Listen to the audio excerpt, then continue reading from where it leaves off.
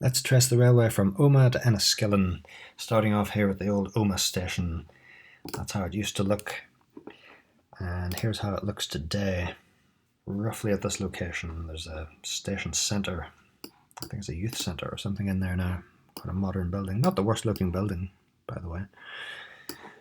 And that is at the junction of the A5 and James Street. And we'll discuss the possibility of getting this line reopened. The original line followed the same route as this Dromore road here. I think this road was built on top of the tracks, as was this one, and the line goes out into the fields. So if we're going to get this line to Enniskillen opened, I'm not sure how feasible it would be to follow the original route. Let's take a look at it on the historic map. So there was a branch that came out here, across what is now the F5, through the middle of that retail park, and down the side of that road, I'm guessing. So I don't know if there's a whole lot of room left there for putting the railway back in. Be a bit of a tight squeeze, I think.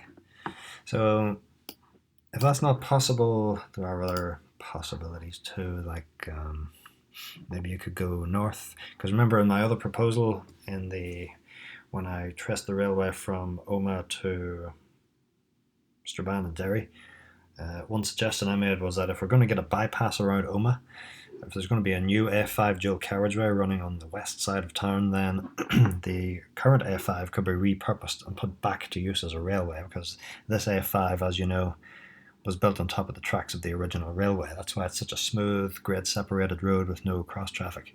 So if we're going to get the line to Enniskillen open, if we can't get it down here along the original route, another option would be to do a branch off here and then curl it to the left and then go south, or as the line goes south back towards Dungannon, maybe branch off in this direction and start heading down to Enniskillen. That's another option too.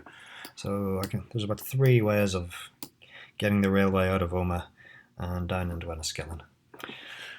So let's follow the historic route. We'll look at some of the crossover points along the way. There's quite a few interesting stations to look at on this trip as well, which is quite nice. Some of them are in various states of repair. There's our first crossover point there. It looks like that bridge is still intact. It looks like you could still walk underneath it. A lot of the bridges on these old railways have been filled in underneath. That doesn't seem to be one of them. And the line, let's see, there it is. Let's make a mental note of where the stations are, because I don't want to miss any of these. Some really nice looking stations on this route. So the first one will be Fintona Junction. So keep an eye out for Fintona Junction station. Okay. Let's press on. And I've lost the railway already. Sometimes it just disappears into the fields like that, and you have to resort to looking at the historic map. What road is this?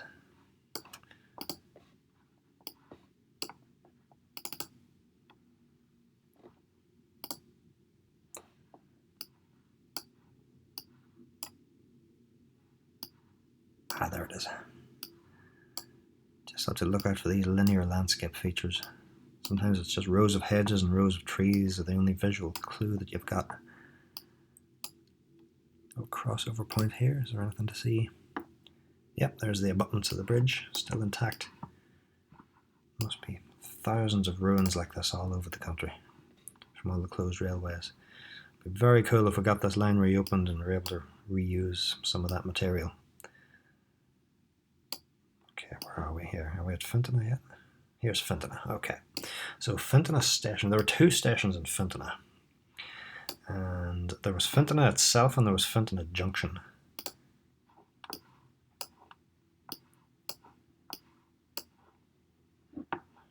And why would there be 2 stations in Fintona, you might ask? Well, let me put on the industrial railway routes as well. So there was a branch line that went from Fintona Junction into Fintona. So let's take a look at roughly where Fintona Junction was. I think it. Where was it?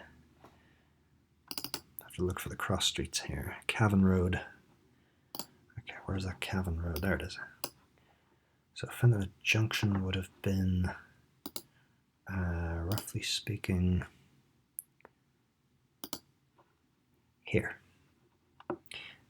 And I don't know if we can see it very clearly from the road. Too many trees are in the way.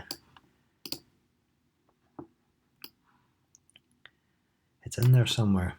I'll let you look for it in your own time, though.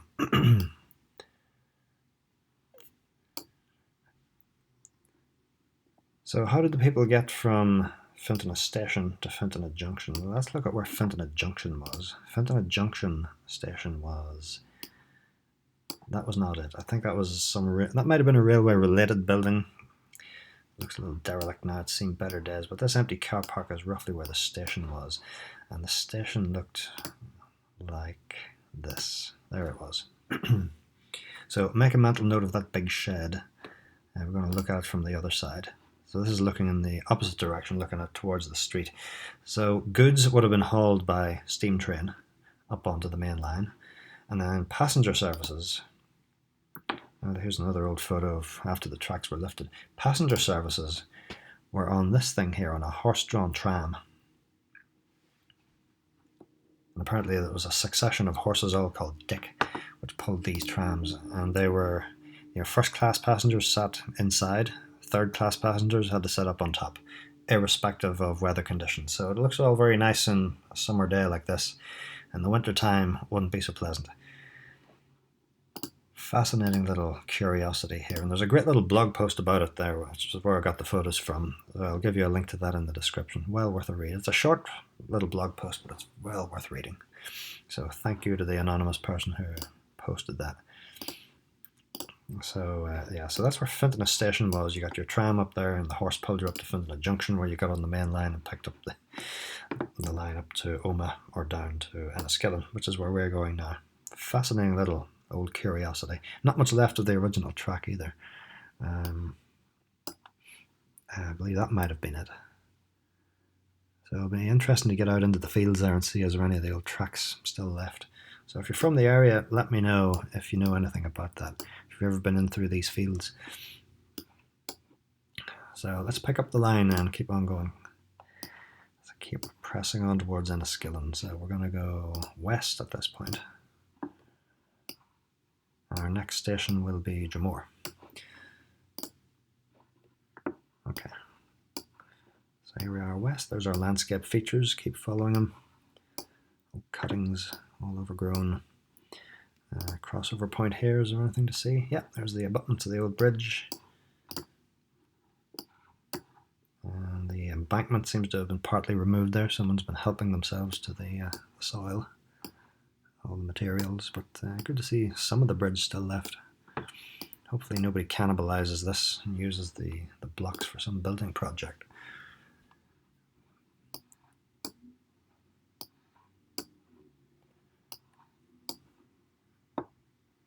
Is there an old station here? Yeah. This looks railway related here. I wonder if this was a level crossing and if that's just our crossing keeper's hut, crossing keeper's cottage. There might have been a level crossing here. I'm not sure if that was a station. I don't think that was Dromore Station. Yeah, I don't think we've gone that far yet. So if you know more about that, do let me know. Or have I missed Dromore Station? Have we missed it? What's this road called here?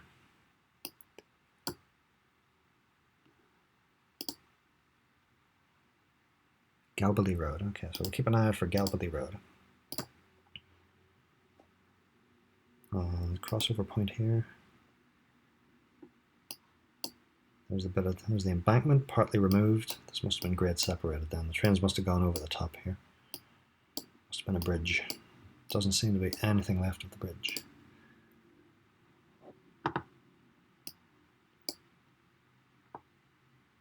There's Galbally Road. Okay, so Dromore Station would have been around here then.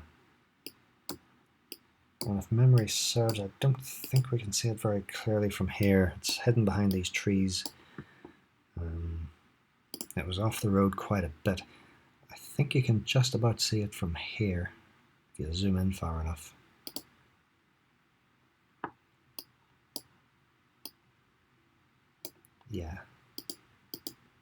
Yeah, so these buildings here that we see in the distance, I think these were railway related. They're certainly aligned with the direction of the tracks, so they might have been repurposed as farm buildings at this point. I think I still see the remains of the platform there, but it's very hard to tell from this distance. But that's the best view I can get, I'm afraid, from the street view. So that would have been Dromore Station. Let's press on. What is the next station? That was Dromore. Next we're coming up to Trillick. Okay. Keep an eye out for Trillick Station. Don't miss your stop. And this piece of road seems to have been built on top of the tracks, right?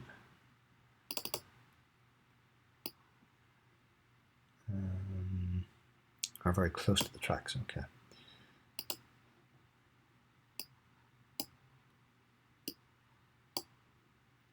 We're just following hedges at this point. Following trees.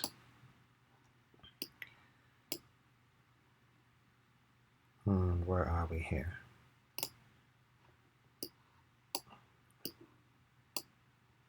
Here we are, Trillick. Scallon Road. Yeah, Trillick Station was down here somewhere, so it would have been off this road here.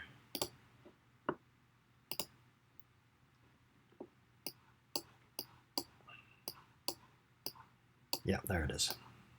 That seems to be the old station building. So it must have been grades separated or something here. I wonder, was there a bridge crossing over?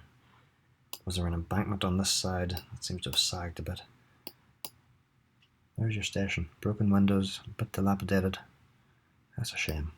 That photo was taken in 2009, so I hope that building's in better shape now than it was when the photo was taken. I don't know if we can see anything left of the platforms. The landscape has changed quite a bit here since the trains ran through. Trillick Station. Okay, what's the next station? Next is Bundoran Junction. That's quite an interesting little station too. So we're following the lines and the fields at this point. Did I lose it there? Yeah. There it is. There's the line. Is there anything to see at this crossing point? Not a whole lot. Not much to see there. The landscape has changed quite a bit again. Going through open country here, there's not a whole lot has been built on top of the line.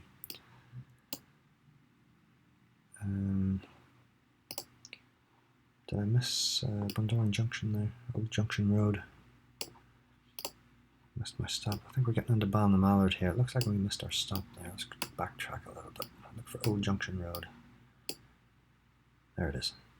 Okay, so this was Bundoran Junction. So there was a station here. I believe that was the station building, and I believe that was the platform. That looks like a private residence now. It looks like it's in pretty good shape too. So the trains would have passed underneath here, underneath this road. I wonder if you can still walk underneath this road. Is the bridge still there? So it's good that people are living here and taking good care of the building. Don't know how feasible it would be to get the line reopened on the exact route, the exact original route. Plenty of room to divert it elsewhere. But yeah, Bundoran Junction, so that was where the line split. It went west to Irvinstown and on out to Bundoran eventually. But if you kept on going south, it took you to Ballinamallard, and then I think Ballinamallard was the last stop before Enniskillen. So let's press on full speed to Ballinamallard. So the tracks crossed over here. There's not a huge amount of evidence left of the old railway here. An underpass, or is that a river. It's the river. Never mind. Don't know if the river and the railway shared the same bridge. Might have. They're pretty close together.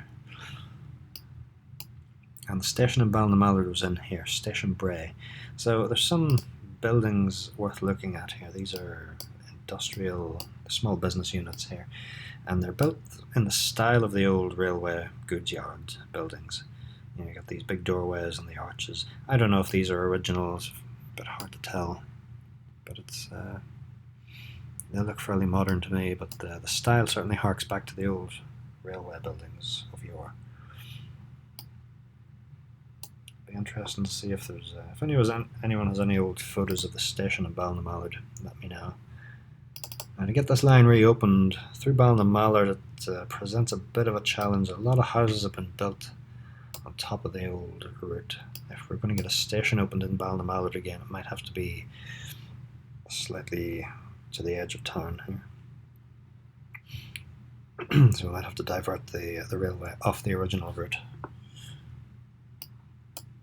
And the original railway went down here, and there's a row of houses somewhere here.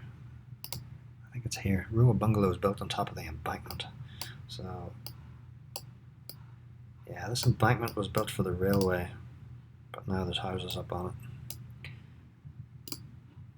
That's okay, we've got plenty of room to get around them anyway, if we want to get the line reopened. Let's press on, into Enniskillen we go. Very clear landscape features here, very easy to follow on the map. I love it when it's easy to follow like this.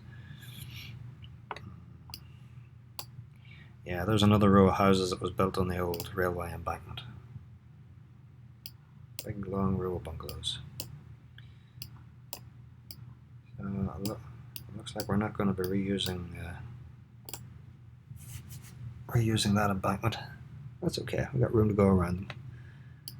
And follow the original route. And we're coming into Enniskillen here now, so this is where it starts to get a bit tricky for getting the line reopened, but for now let's just follow the original route. It came down here, through what is now a housing development, and you can just about pick out a linear feature here. There's really not much of a trace of the old railway. When you get to this point, this little line on the map here is where we begin walking and bicycle path. So this walking and bicycle path, there it is. That is the original route of the railway. What's it called? Great Northern something? Great Northern Walk or something? That's the old Great Northern Railway. So it wouldn't be impossible. Oh, look at this, the embankment and everything. Fantastic. So the trains would have gone through here. So it wouldn't be impossible to get the line reopened. This footpath goes all the way into Enniskillen, curves around like this, and it goes right up to the site of the old station. And in my other video where I traced the line from Clonus to Enniskillen, I talked about how we could get the line in from this side. So here's the line coming in from Clonus. And I talked about how we might be able to tunnel underneath people's gardens or something and follow the original route, but the more I think about it, you know, you've got all this open space over here and all this open space over here. Maybe it would be easier just to get the new line in somehow across this road. There's only 2 or 3 houses here that you'd need to deal with, and you could pick up our newly reopened station here.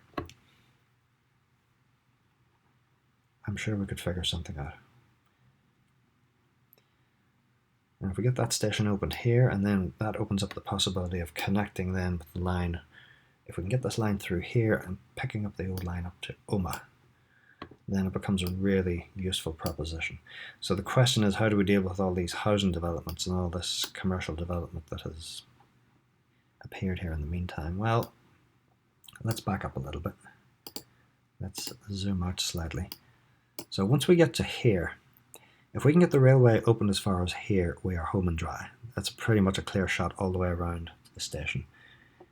And out here you're in open country. We can certainly get that far. So the trick then is to get from here to here. How do we do that? So let's use our little measuring tool. We're trying to connect this point to effectively this point. Once we get to this point, we can get into the station, no problem. So this is roughly the path that the original railway took, but I think I see a path for our reopened railway. If we go this way, bit of undeveloped ground here, undeveloped ground here, cross over this Irvinstown Road, A32, hug the shore of this loch,